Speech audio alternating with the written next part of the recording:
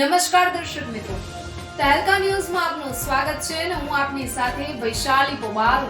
કરીશું નજર સમાચાર. અંકલેશ્વર નગરપાલિકા દ્વારા શહેરમાં વધતી જતી ટ્રાફિકની સમસ્યાના નિરાકરણ માટે માર્ગને અડચણરૂપ દબાણ દૂર કરવાની કામગીરી હાથ ધરવામાં આવી હતી.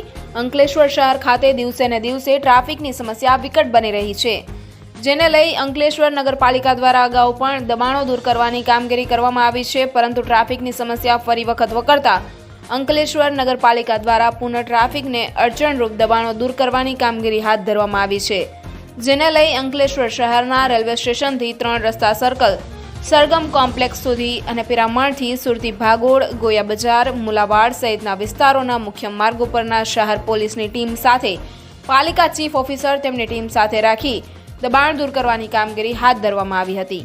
અંકલેશ્વર પાલિકાની દબાણ શાખાની ટીમની ઝુંબેશથી દબાણકર્તાઓમાં ફફડાટ વ્યાપી જવા પામ્યો હતો. ઉલ્લેખનીય છે કે પાલિકા દ્વારા દબાણ ઝુંબેશ પૂર્વે આખરી તાકીદ રૂપે 3 દિવસ સુધી જાણ કરવામાં આવી હતી, જેના પગલે કેટલાક દબાણકર્તાઓએ સ્વૈચ્છિક રીતે પોતાની લારી ગલ્લા હટાવી લીધા હતા. આ સહિત પાલિકાની સેનેટરી વિભાગ દ્વારા પણ સફાઈ ઝુંબેશના ભાગરૂપે ગંદકી કરનાર લોકો સામે કાર્યવાહી હાથ ધરી ₹7,000થી વધુનો દંડ પણ ફટકારવામાં આવ્યો હતો. રિપોર્ટર અવી સૈયદ, તહેલકા ન્યૂઝ, અંકલેશ્વર. અંકલેશ્વર નગરપાલિકા દ્વારા આજે જે રોડ ઉપર લારી ગલ્લાઓ દબાણ કરતા હતા એમની સામે હટાવવા માટે કાર્યવાહી કરવામાં આવેલ હતી. જેમાં પોલીસ ડિપાર્ટમેન્ટના માણસો પણ હાજર હતા, એમનો પણ સહયોગ સારો રહ્યો.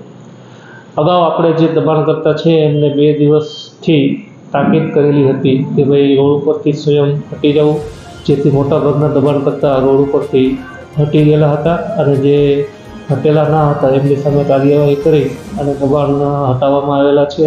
આશરે 20થી 25 લારી ગલ્લાઓ જે હટ્યા ન હતા તેમને નગરપાલિકાએ હટાવીને પોતાના કબજામાં લઈ લીધેલા છે. સ્ટેશનથી એશિયાનગર સુધી, એશિયા ચોટાથી ગડખોલ બ્રિજ સુધી, તેમજ પિરામણ નાકાથી સુરતી ભાગોળ થઈ અને મુલાવાડના દબાણો હટાવવામાં આવેલ હતા. અને આ સાથે સાથે જે ગંદકી કરતા ઇસમો છે એમની સામે પણ દંડની કાર્યવાહી કરવામાં આવેલ હતી. આશરે 15,000નો દંડ પણ આ લોકોને ફટકારવામાં આવેલ છે.